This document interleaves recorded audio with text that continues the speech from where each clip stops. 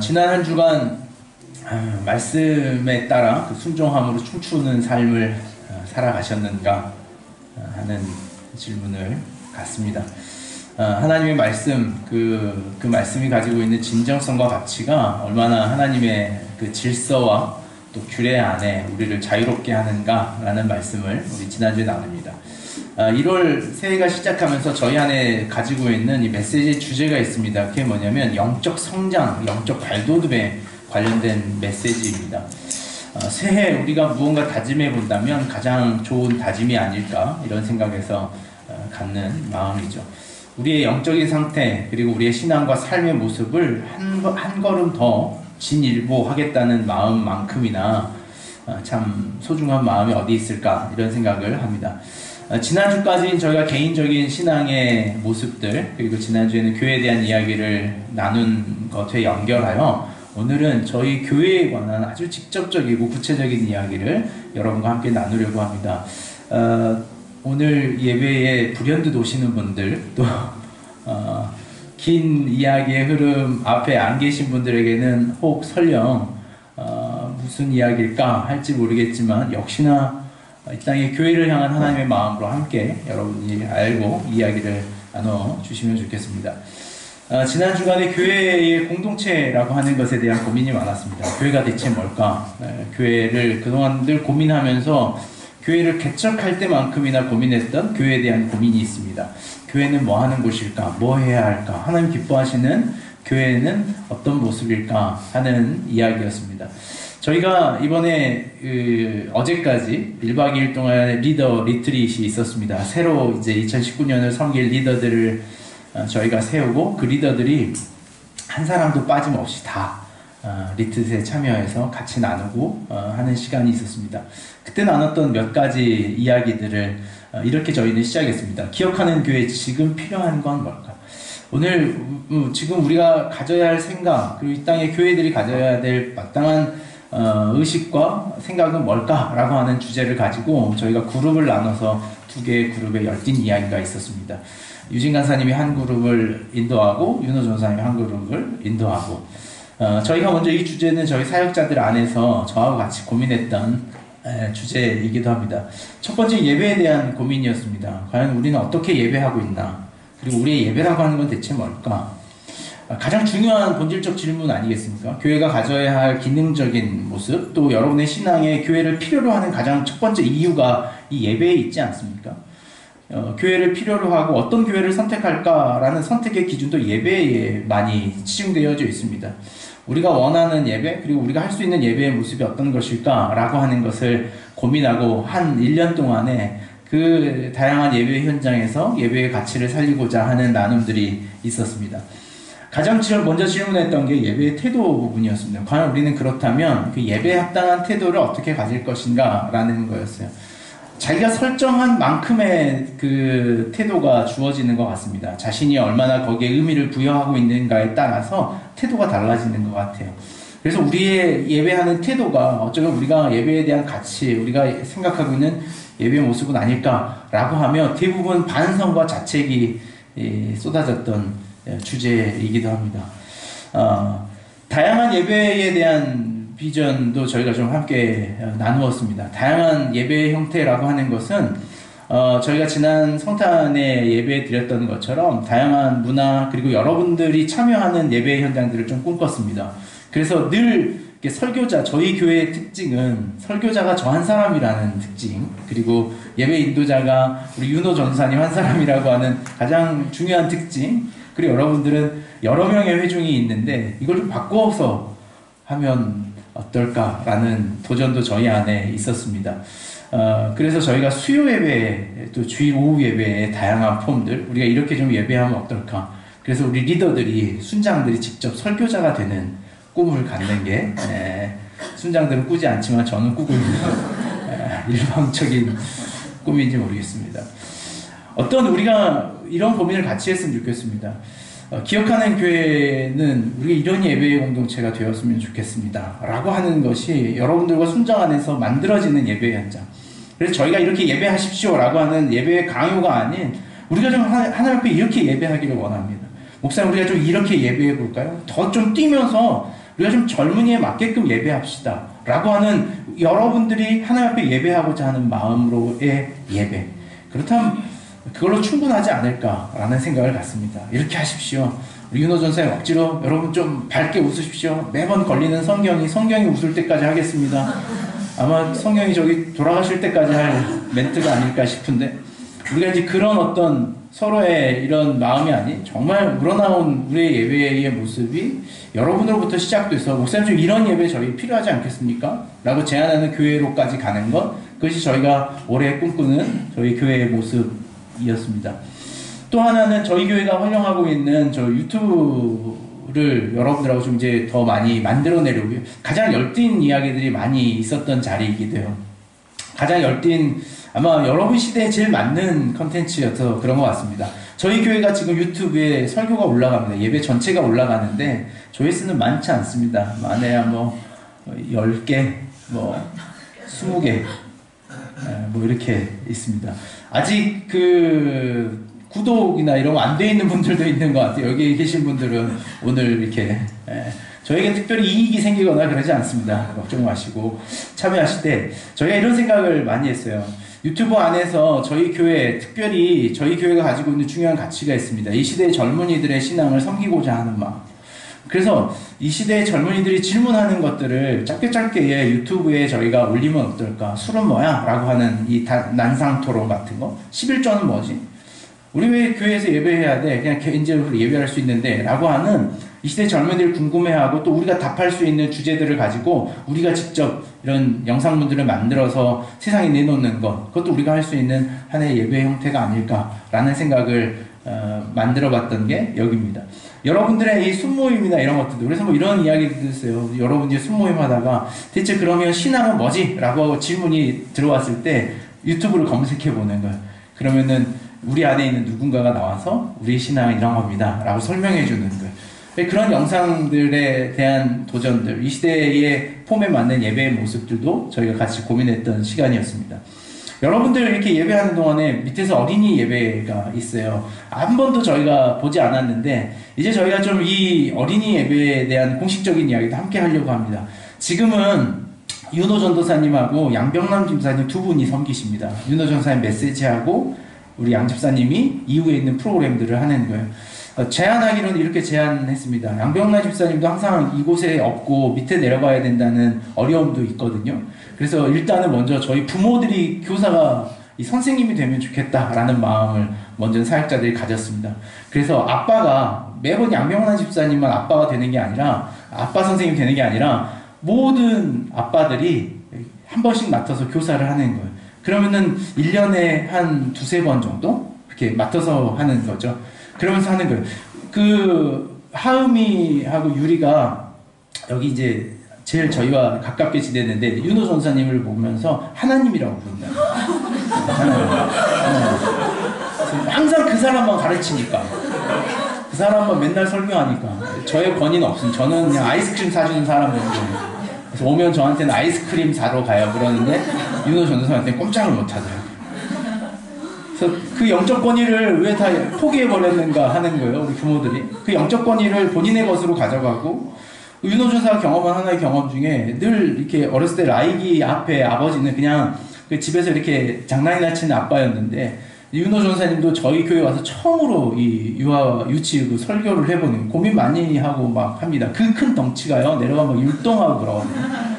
토끼 막 이렇게 하고. 근데 집에 가서 라헬이 그 아들이 아빠를 대하는 마음이 달라졌다고 하는 거예요. 아, 말씀을 가르쳐 줄 수 있구나.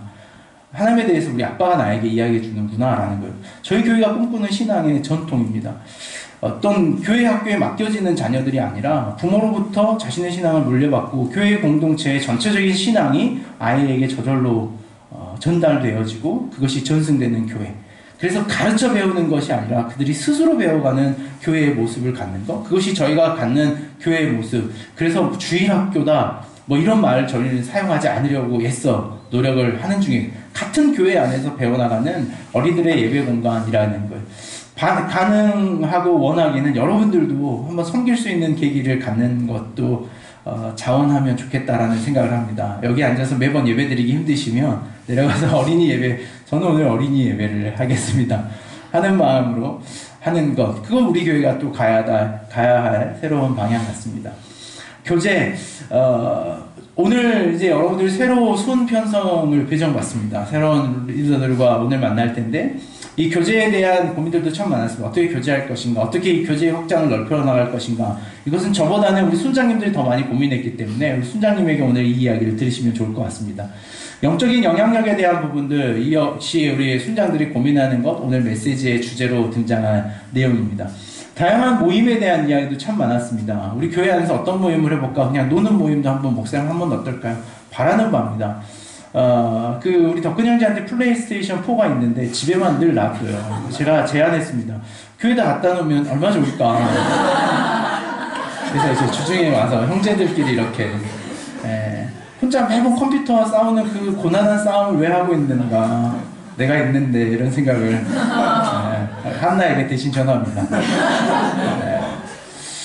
교회 안에 모여져서 함께하고 그러면서 우리 이야기 되는 거 아니겠어요? 뭐 탁 깔아놓고 우리 좀 신앙 이야기 하자 라고 해서 나오는 것보다는 그냥 이렇게 모여서 살아가다 보니까 분뜩분뜩 이런 고민들이 있는데 넌 어떻게 하고 있니? 넌 어떻게 생각하니? 라고 하는 것으로서의 교회가 되어가는 것, 그게 우리가 처음부터 기대하고 꿈꿨던 기억하는 교회의 가치와 모양이 아닐까라는 생각을 많이 했습니다.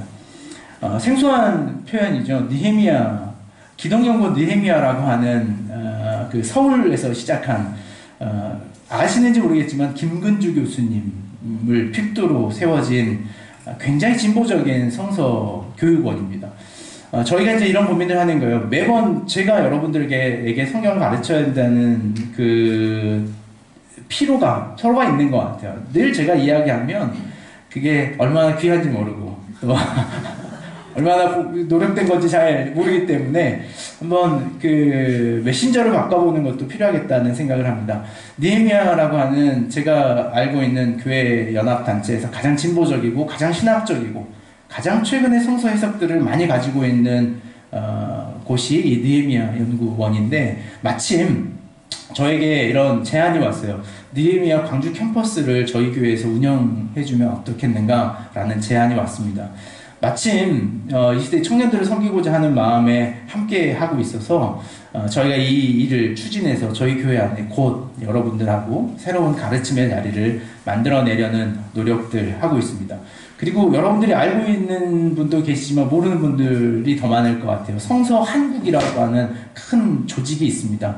강압적이지 않지만 한국 사회 안에서 사회적인 이슈들, 그리고 가장 진보적인 기독교의 위치, 그리고 역할들을 고민하는 이 성서 한국의 네트워크에 성서 광주 지부가 있는데, 제가 그 성서 광주 지부의 그 책임자입니다.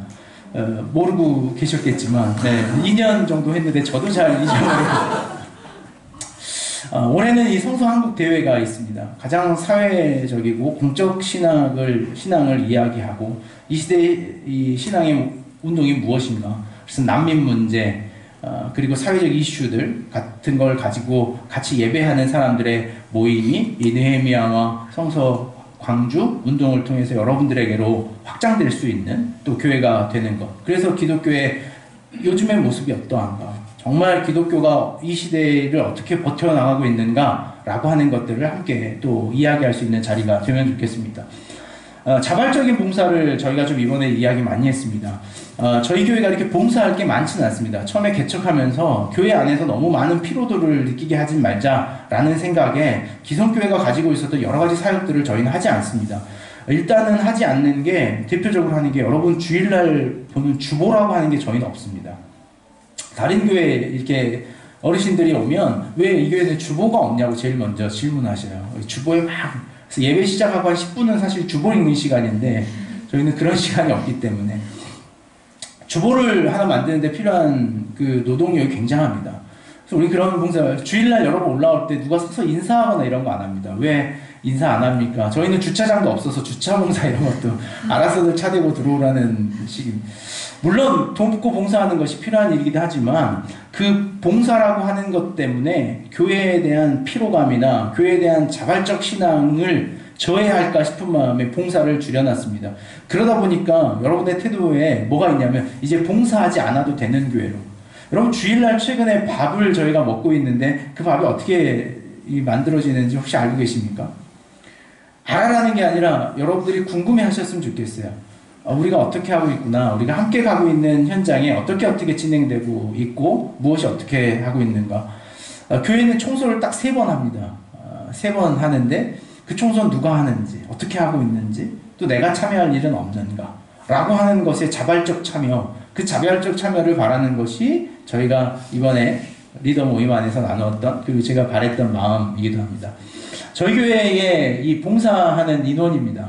한 30% 정도가 전체적인 교회의 살림을 다 하는 거예요. 한국교회가 가졌던 큰 문제입니다. 이 봉사하는 30%가 나중에 어떻게 되는 줄 아세요? 기득권을 갖는 30%가 됩니다. 교회는 다 그래왔어요. 봉사하는 사람들이 교회의 기득권을 갖습니다. 저기요 라고 법입니다 라고 손들 수 있는 사람은 대부분 이 봉사하는 사람들 중에 있어요. 봉사하지 않는 사람은 안 하고 있다는 이유로도 조용히 있지만 그만큼 방관자가 되는 것이 한국교회가 가졌던 그간의 아픔이기도 하고 전례이기도 해요. 그래서 저희가 누구든지 저기요 이게 법입니다 하는 일이 없도록 하기 위해서 저희 교회가 갖는 방법은 뭐냐면 전부 다 봉사하는 거예요. 나도 하고 있어 임마 이렇게 할 수 있게끔. 안 하고 있으면 초라해집니다. 안 하고 있으면 할 말이 없어져요. 안 하고 있으면 낯이 없습니다. 낯내려고 하는 것도 문제지만 낯이 없어지는 것도 문제예요. 저희 교회가 지향하는 것은 모두가 낯이 있어서 서로 낯낼 것 없는 교회가 되는 것. 그게 꿈꾸는 지향하는 교회의 모습입니다. 여러분 봉사하고 계십니까? 지금 교회 섬김에 나는 무슨 섬김에 이 모습이 있는가? 라고 하는 것을 여러분들이 같이 고민하고 참여하셨으면 좋겠습니다. 그래서 우리 순장님들이 알려주셨으면 좋겠어요. 어떻게 할 수 있는지. 청소는 몇 시에 어떻게 하고 어떻게 와서 아니요 시간 상관없이 여러분들이 오고 싶은 시간에 와서 청소해놓고 가셔도 됩니다. 절대 저랑 같이 하자는 건 아니기 때문에 저도 제 시간에 청소할 테니까 여러분들 와셔서 하셔도 좋습니다. 함께하는 봉사문화에 대한 이야기를 저희가 같이 했고 주일 설거지하는 그 봉사 기쁜 마음으로 여러분들 아직까지는 하고 있는 것 같아요. 서로 이렇게 교차해 가면서 나누어 가면서 안 하던 사람들도 좀 하고 예전에는 순장들만 하던 게 이제는 그 구석구석 하는 것 같습니다. 저희가 설거지하는 공간이 넉넉치 않고 더 좋은 환경을 만들지 못하는 것에 대한 교회에 죄송한 마음이 있습니다. 그러나 저희 형편에 맞춰서 저희가 이제 밥 먹는 숫자가 제법 늘어졌습니다. 그래서 저희가 이제 설거지하는 일도 제법 이제 수고스러운 일이 됐는데 이 봉사하는 일에 여러분들이 마음이 좀 상하지 않고 잘 할 수 있었으면 하는 생각을 했죠. 올해는 저희가 이 선교에 대한 구체적인 계획을 하나 여러분들과 좀 나누려 합니다. 올해는 저희가 해외로 단기 선교팀을 하나 기획해서 운영할 마음을 갖습니다. 시기는 6월 말에서 7월 초쯤으로 지금 계획 중에 있습니다. 그래서 아직 어디로 선정할지 어느 곳을 몇 명이 갈지라는 것은 미정이지만 여러분의 마음에 미리 좀 작정하는 마음, 내가 좀 참여하면 좋겠다라고 하는 마음을 미리 가지시라고 이 이야기를 짧게 전해드리겠습니다. 저희 신앙하는 형태입니다. 전문교회, 젊다라고 막 하는데 막상 이제 우리가 대학생으로 보는 학생들은 그렇게 많지 않습니다. 근데 뭐 직장인이나 학생이나 비율로 봐서는 학생이 더 나이가 많을 때가 있긴 한데 그래서 이거 이 표를 만들면서 고민을 많이 했어요. 어떻게 지금 학생 비율로 해야 되나 나이 비율로 해야 20, 30대를 해야 되나 뭐 크게 상관은 없습니다만 저희 교회에 젊고 어리다라는 것에 있습니다. 또 하나의 특징이 뭐냐면 그래서 더 전파력이 약하다는 것도 있습니다. 여러분들 주변에 이 신앙의 전파, 누군가에게 복음을 전하려고 하는 열정들이 가장 어려운, 예를 들자면 백종원식으로 말하자면 가장 안 되는 저희가 그 메뉴를 골랐다라고 표현할 수 있는 것 같아요. 왜냐하면 한국교회의 가장 힘든 지정이 지금 이 청년입니다. 청년 세대들. 가장 복음에 대한 반발, 교회에 대한 저항감을 갖고 있는 포지션이 청년 그룹입니다. 어른 그룹에 비해서 훨씬 어려운 그룹이 청년인데 저희가 선택한 교회의 지점이 청년 그룹이더라는 거예요. 그들을 향하여 복음을 어떻게 하면 제시할 수 있을까라고 하는 고민을 여전히 저희는 가지고 있습니다. 어떻게 캠퍼스로 좀 들어갈 수 있을까? 그래서 올해 저희가 시작하는 선교 중에 이 사역 중에 하나가 이제 여러분들에게 구체적으로 도움을 좀 요청할 부분입니다.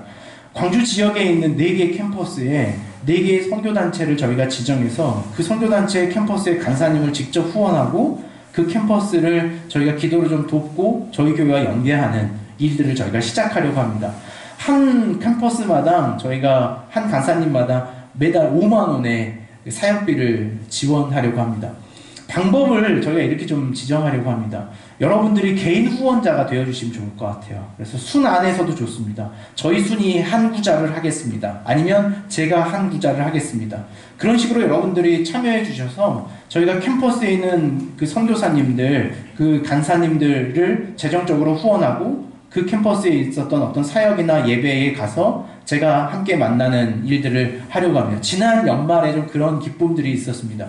호대 가서 한 80명 정도 만났거든요. 설교하고 저희가 샌드위치랑 간식이랑 준비해서 가서 그들과 나누면서 얼마나 즐거웠는지 모릅니다. 그 여파로 조대에 2번, 전대에 2번. 그곳에 가서 이 시대 젊은이들하고 만나고 또 교회에 대한 이야기, 신앙에 대한 이야기를 나누는 것, 그것이 기억하는 교회가 할 수 있는 또 다른 사역과 비전이겠다라는 생각을 함께 나누며 여러분 결단해 주셨으면 좋겠어요. 한 사람이 한 구자씩. 자원하시겠습니까? 네? 이런 이야기를 잘해야 된다라고 김동호 목사님이 저한테, 그분 잘 모르지만 설교를 통해서 늘 말씀하시는데 작정할 때까지 하라 그러더라고요. 다음 주에도 하겠습니다. 그래서 총 20구자 이상이 만들어질, 여러분 순장님들 통해서 신청하시면 돼요. 제가 한 구자 하겠습니다. 이렇게. 여러 선교팀에 대한 이야기, 그리고 캠퍼스 선교에 대한 이야기, 전도에 대한 이야기 쭉 했습니다.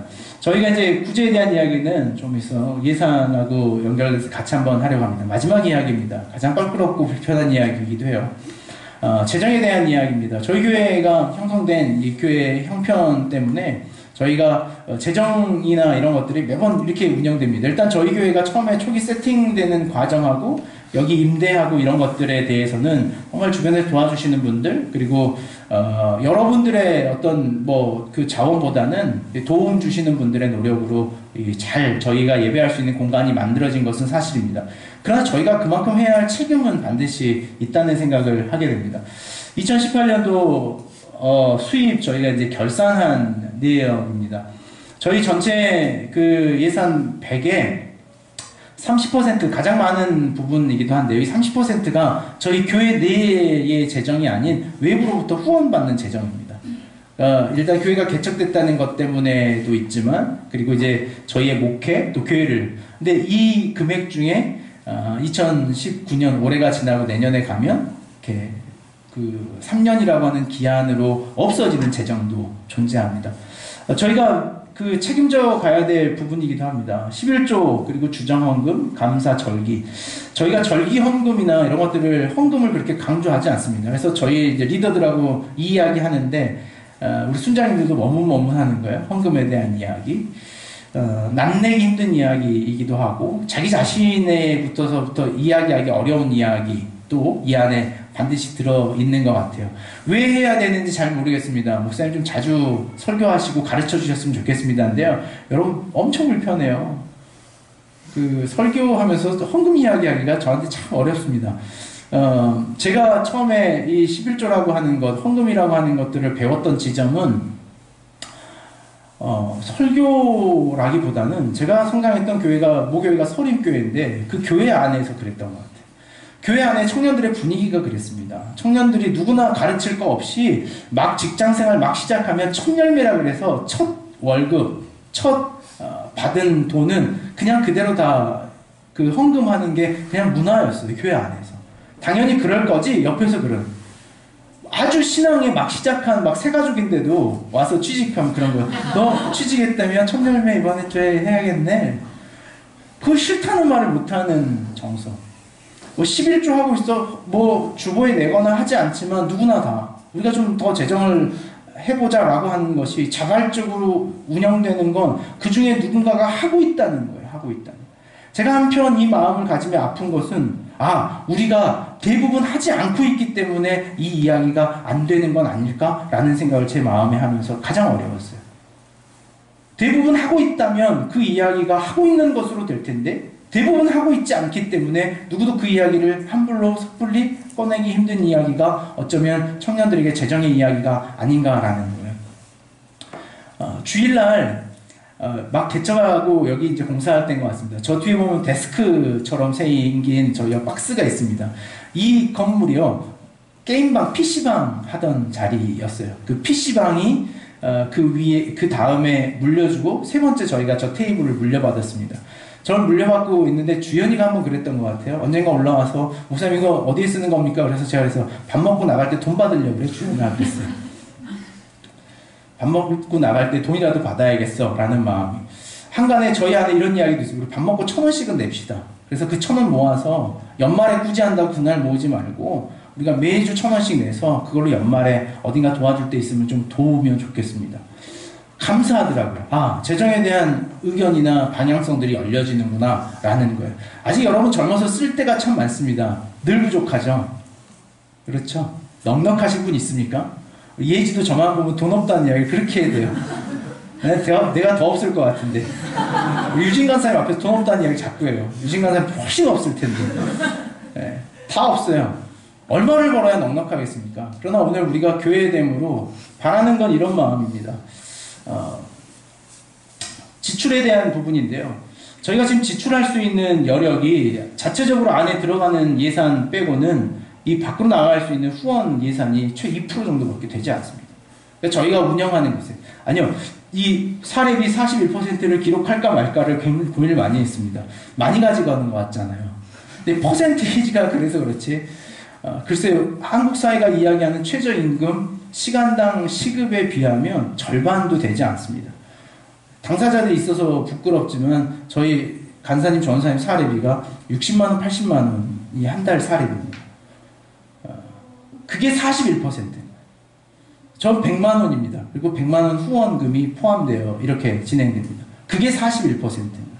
그럼 우리가 얼마나 재정적으로 어려운 구조를 가지고 있는가가 여실히 드러나는 항목이 이 부분 아니겠습니까? 저희가 바라는 건 여기를 늘리겠다는 것은 결단코 아닙니다. 바라는 것은 저희가 외부로 나아갈 수 있는 힘, 그래서 여러분들에게 어떻게 하면 가질 수 있을까가 이야기했던 29자를 적어도 만들면 좋겠다. 한 사람이 10,000원씩 해서 20만원 정도 고정 수입을 우리가 밖으로, 대외로 내보낼 수 있는 재정을 좀 만들면 좋겠다라는 마음에서 든 생각이 이 20명의 개인 후원자들을 좀 모집하자라는 의견입니다. 여기 20명은 넘는 것 같습니다. 오늘 이 일이 다 이루어질 수 있으면 하는 마음을 결단해 봅니다. 마지막으로 희수의 과거가 공적 사역입니다. 전체적으로 이제 교회가 가지고 있는 저희 교회의 큰 비전 중에 하나입니다.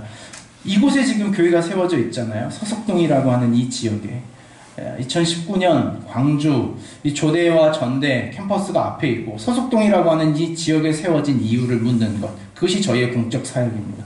하나님께서 왜 이 시대 이 지점에 이곳에 이 교회를 있게 하셨을까라고 하는 것이, 그래서 이 지역을 저희가 돌보는 일에 한 해 굉장히 열심히 했었습니다. 이 서석동 안에, 골목 안에, 원룸 안에 있는 2개의 조그만한 공적인 공원이 있었습니다. 막 왔을 때 얼마나 지저분했는지 몰라요. 지금 저희들이 한번 치워놨더니 그 뒤로는 그 정도는 되는 것 같아요. 정말 이 장갑 끼고 며칠을 치웠습니다. 도로에 대한 이야기, 뭐 그런지 모르겠지만 저 공영주차장도 하나 생겼어요. 서석동 공영주차장. 저는 이렇게 생각해요. 우리 교회 때문에 생겼다 이렇게. 주차난의 문제를 놓고 고민했는데 하나님 저렇게 응답해 주시는가. 저희가 살다 보니까 일방통행인데 여기서 나가서 우회전하는 차들이 골목골목마다 많은 거예요. 그래서 하루는 한 몇 주간 계속 골목을 돌았습니다. 봤더니 초행길에 오시는 분들은 이 도로에 나와서 이 도로가 일방도로라는 걸 잘 몰라요. 우리 예지도 한 2달을 거꾸로 다녔거든요. 그래서 봤더니 이 골목골목마다 나오는 지점에 일방통일이라고 표시판이 없는 거예요. 지금 가면 있습니다. 그것도 저희 교회가 함께 만들어가고 저희가 동구청에 민원을 제기하고 해서 만들어낸 표시들이. 교회가 있으므로 그 지역에 뭔가 의미와 가치가 살아가는 것, 그러기 위해서 교회가 교회의 책임을 다하는 것, 그것이 저희 교회가 갖는 마음입니다. 저희 교회 비전이 있죠.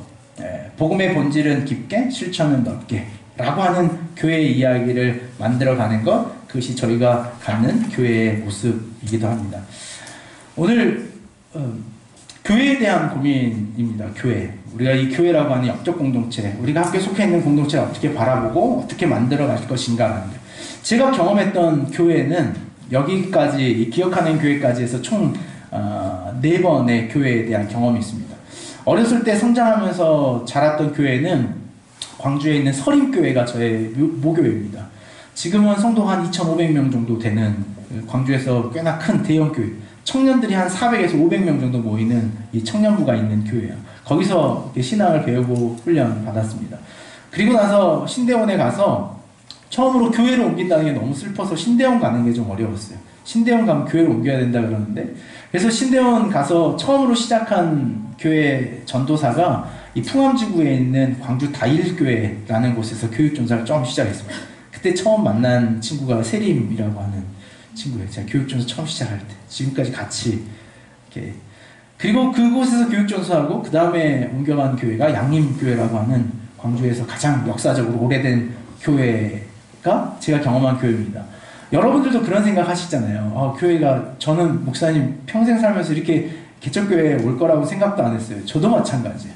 제가 여러분도 더 큰 교회 경험했다 그러면 제가 더 큰 교회를 경험했고, 저도 이렇게 조그마한 교회가 낯설어요.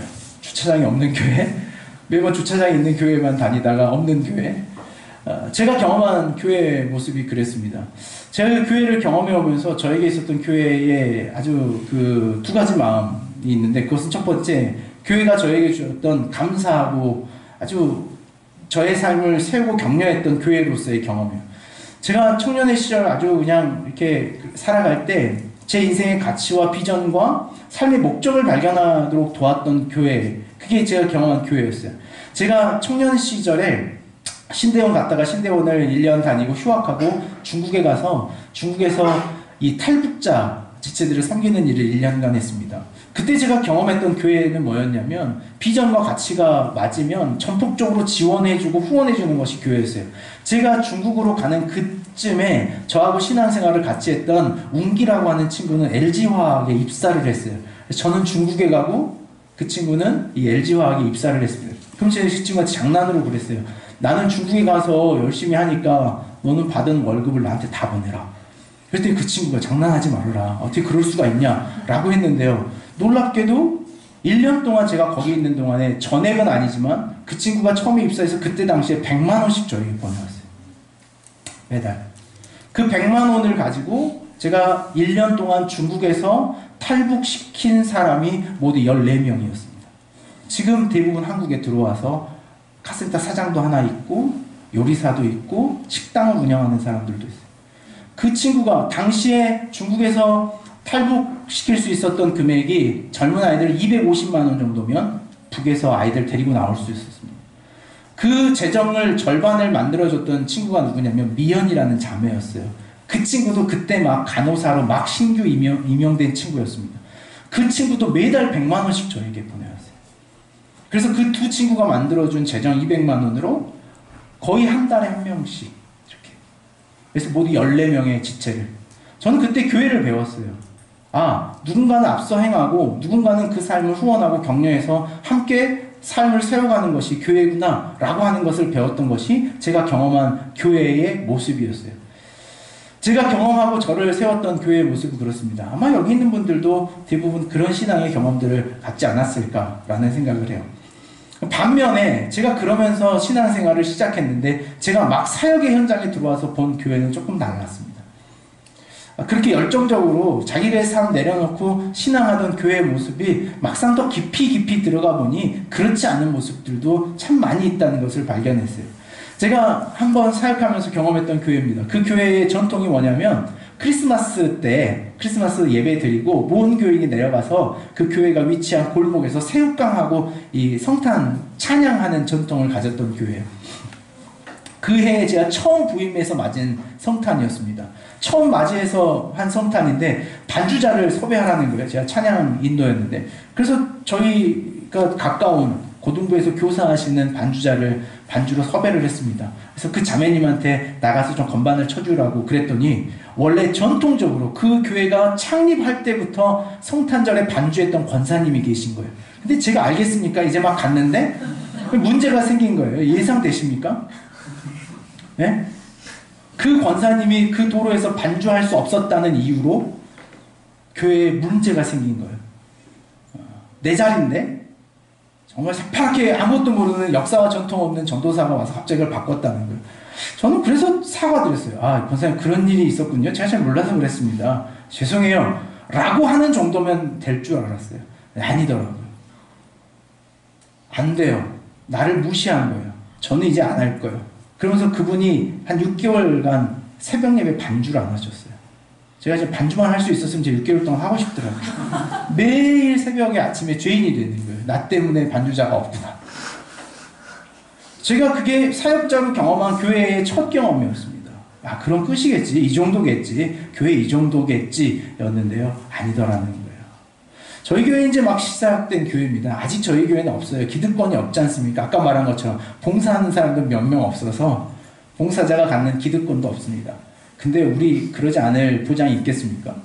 그 교회들도 처음에는 다 건강하게 성장하지 않았겠습니까? 언젠가 교회가 갖는 또 하나의 문제는 변질되더라는 게 변질되더라. 처음 가졌던 마음이 바뀌고 자꾸 안 좋은 곳으로 변질되고 자꾸 자신의 기득권을 이야기하는 곳으로서의 교회가 되어 가더라는 거예요. 저희가 향하는 기억하는 교회의 비전은 변질되지 않는 마음을 갖는 겁니다. 그래서 변질되지 않기 위해서 어떤 마음을 가져야 될까라고 하는 것을 찾고 찾아간 지점이 오늘 요한계시록 1장에 있는 교회를 향한 하나님의 마음 속에서 이 말씀을 발견한 거예요. 우리 요한계시록 말씀을 좀 보고 오늘 이야기를 좀 마치려고 합니다.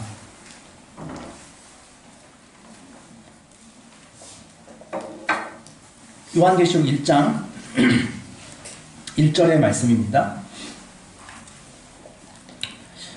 요한계시록 1장 1절에 있는 말씀 같이 한번 읽겠습니다. 예수 그리스도의 계시라. 이는 하나님이 그에게 주사 반드시 속히 일어날 일들을 그 종에게 보이시려고 그의 천사를 그 종 요한에게 보내어 알게 하신 것이라.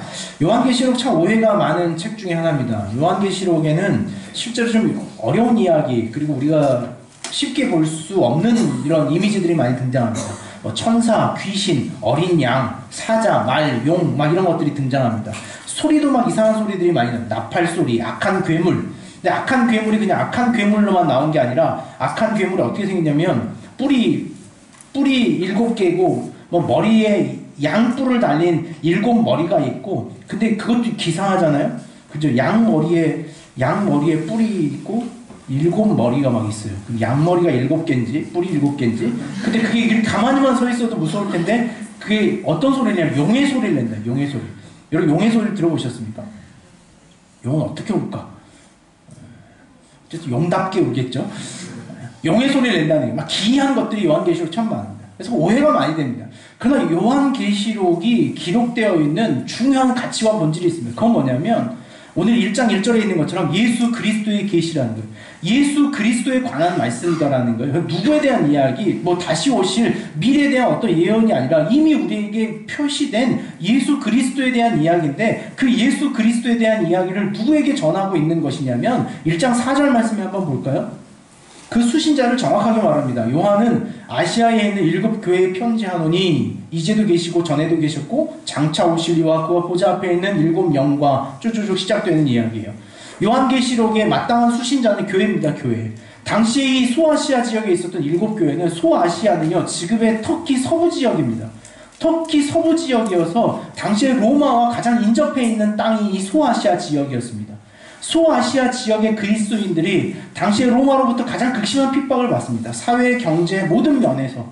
그래서 그들의 교회가 가장 쉽게 변질될 수 있는 위협에 있을 때 요한은 이 핍박의 현장에서 반모섬에서 이 편지를 기록해서 예배소로부터 시작해서 라우디의 교회에 이르기까지 이 교회의 서신서를 전달하는 것이 계시록의 이야기예요.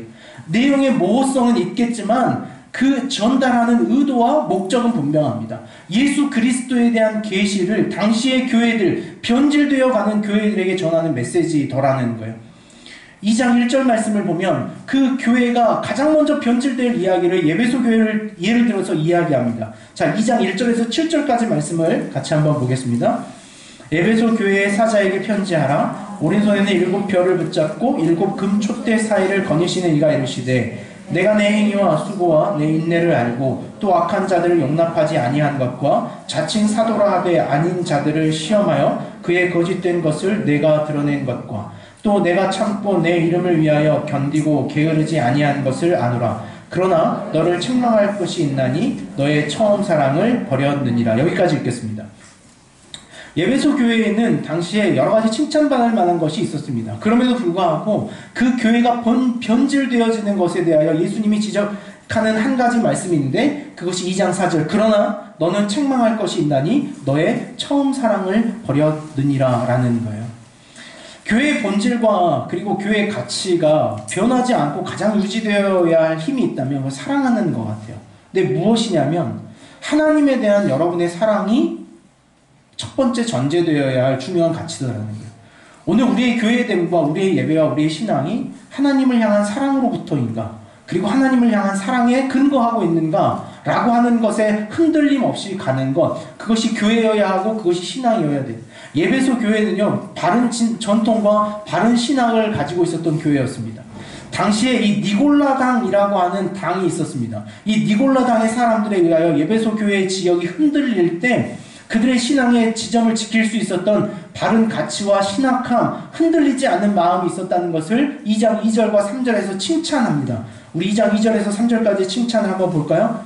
내가 내 행위와 수고와 내 인내를 알고 또 악한 자들을 용납하지 아니한 것과 자칭 사도라 하지 않은 것을 시험하여 그의 거짓된 것을 내가 드러낸 것이라. 이 에베소 교회는요, 신앙의 분명함이 있었습니다. 아니, 개인적 신앙으로 본다면 이단에 흔들리지 않는 신앙의 가치 분명함도 있었어요. 또 내가 참고 내 이름을 위하여 견디고 게으르지 아니한 것이라.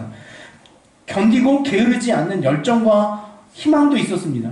그러나 그들이 잃어버린 것이 무엇이었냐면 그것이 사랑으로부터 근거한 것이 아니라 자신들의 종교적 열정과 신앙의 책임으로부터 시작된 것이더라는 거예요.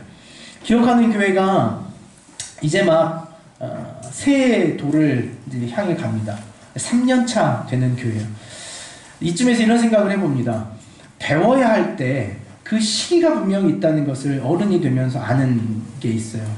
아, 그래서 배움의 때가 있다고 말씀하시는구나. 옛 어르신들 늘 하던 이야기가 이제야 아는 것 같아요. 생각해보니까 이런 것들이 어려서 배워야 되는 거예요. 대부분 예의와 범절과 같은 겁니다. 그 중에 저 어렸을 때 많이 들었던 이야기가 그런 것 같아요. 저희는 사택에 살았습니다. 일신방직에 다니시는 저희 아버지 따라서 사택에 살았는데 그 사택의 지위가 아버지의 직급과 동일하게 흘러가요. 그래서 제일 큰 라인에는 이 부장 이상급이 살았고 그 다음 작은 라인에는 과장급, 그 조그만한 19평 라인에는 계장 이하의 사람들이 살았습니다. 그래서 이 계장 이하에 사는 라인에 사는 아이들은 늘 과장님, 부장님들에게 인사 잘하는 것이 귀에 진짜 딱지가 있도록 들었던 말이에요. 어른들 만나면 인사해라. 어른들 만나면 인사해라. 어렸을 때 늘 들었던 말이에요. 그럼 막 불만이 있었어요. 왜 내가 맨날 이렇게 어른들한테 인사해야 돼? 인사도 잘 안 받아주는데 라는 걸. 저희 어머니 저에게 늘 하셨던 말씀이, 저희 아버지 이렇게 쉬고 누워 계시면 이렇게 집이 좁으니까 이렇게 아버지 넘어다니잖아요. 누워 계시는. 그럼 되게 혼났습니다.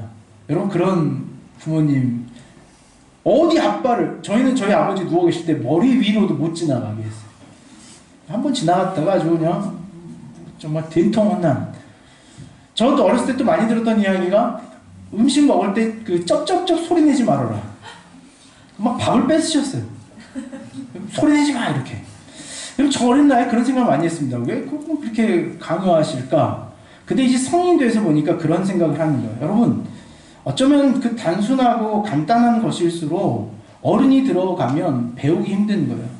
보면 미묘한 것, 그리고 너무 당연하다고 생각되는 것은 나이가 들어서 배우기가 어렵습니다. 왜 배우기 힘든지 아세요? 그 미묘하고 그 사소한 것을 터치해 줄 수 있는 사랑을 근거로 하고 있는 부모가 사라지기 때문에 배울 수 없는 것 같아요. 우리는 더 근본적이고 미묘한 것일수록 사랑의 근거에서만 가르칠 수 있습니다. 엄마가 쩝쩝대지 말라고 하는 말을 들었을 때 살짝 불쾌하지만 그래야겠다 싶어요. 여자친구가 쩝쩝대지 마 그래봐요. 여러분 헤어질 일이에요. 안 그렇습니까? 친구들끼리 그럴 수 있습니까 여러분? 아니요. 보니까 그래요. 아, 어려서 배워야 될 때가 있구나. 그래서 어려서만 배워지는 게 있구나. 기억하는 교회가 지금 배워야만 하는 게 있는 것 같아요. 지금 배울 수 있는 것, 지금 우리가 할 수 있는 이야기가 있는 것 같아요. 헌금 같은 이야기가 그렇습니다. 어른이 되어버리고 이제 어느 정도 우리가 우리 생각으로 고정되면 변화되지 않는 것, 예배의 태도와 같은 것이 그런 것 같아요. 저희 이번 리더를 선정하면서 그런 마음을 좀 갖습니다. 우리 리더들이 오늘 이 에베소 교회에 주셨던 예수님의 교훈처럼 사랑하는 마음으로 섬기고 가르칠 수 있는 리더가 되면 좋겠다라는 마음을 갖습니다. 이제 누가 리더인지 여러분 궁금하시죠? 우리 짧은 영상으로 올해 리더들을 여러분들에게 소개하도록 하겠습니다.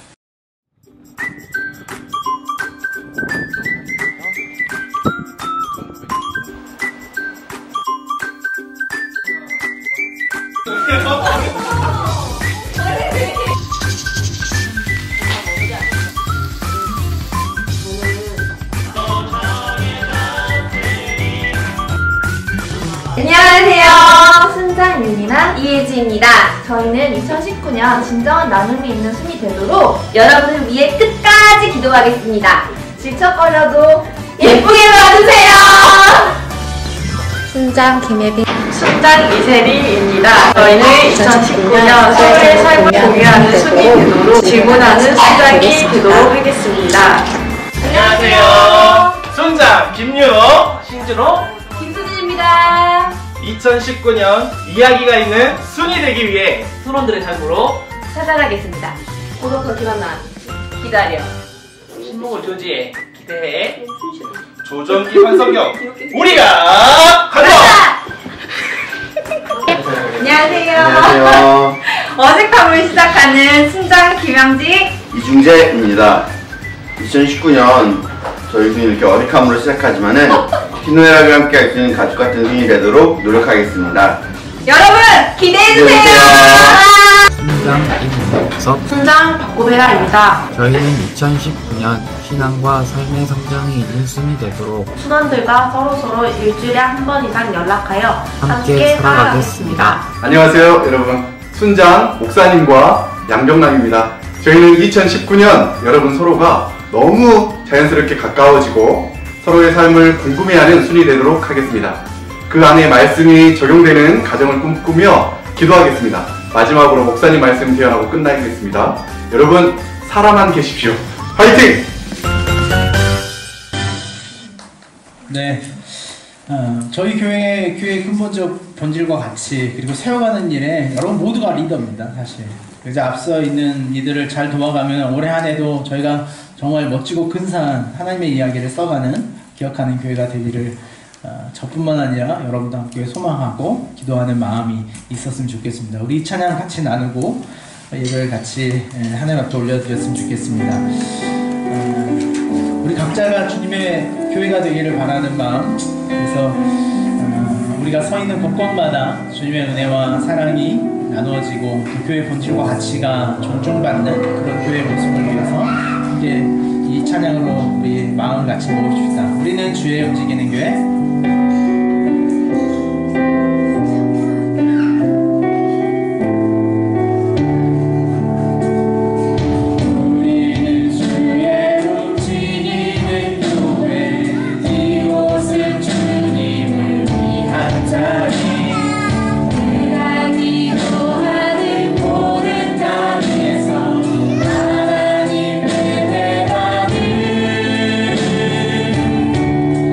나를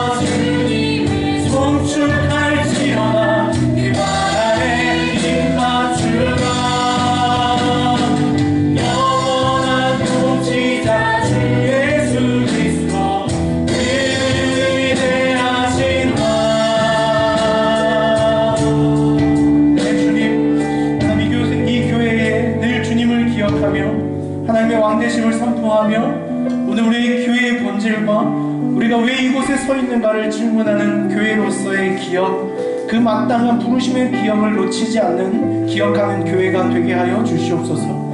잃어버린 영혼들을 기억하는 교회가 되게 하시고 하나님의 나라를 기억하는 교회가 되게 하시고 주의 주신 계명과 율법의 뜻이 무엇인지 그 준엄한 뜻을 기억하는 교회가 되게 하여 주시옵소서. 예수 그리스도, 그리스도인으로서의 삶의 정체성을 기억하는 한 사람 한 사람의 삶, 그 성도로서의 삶을 살아가는 교회가 되게 하여 주시옵소서. 이 땅, 이 시기, 이 지점에 오늘날의 교회를 세우신 하나님의 뜻, 나를 구원하신 하나님의 뜻, 나에게 그 복음을 깨닫게 하신 하나님의 뜻을 마땅히 살아가는 우리 모두가 되게 하여 주시옵소서. 우리 주님 예수님의 이름으로 기도하옵나이다. 이제는 우리 주 예수 그리스도의 구원의 은혜와 하나님의 크신 사랑과 성령의 위로하시고 교통하심이 이곳에 교회 되게 하시고 교회를 함께 이루게 하신 이 교회와 모든 지체들 위해 이제로부터 영원토록 함께 하시기를 간절히 축원하옵나이다. 아멘.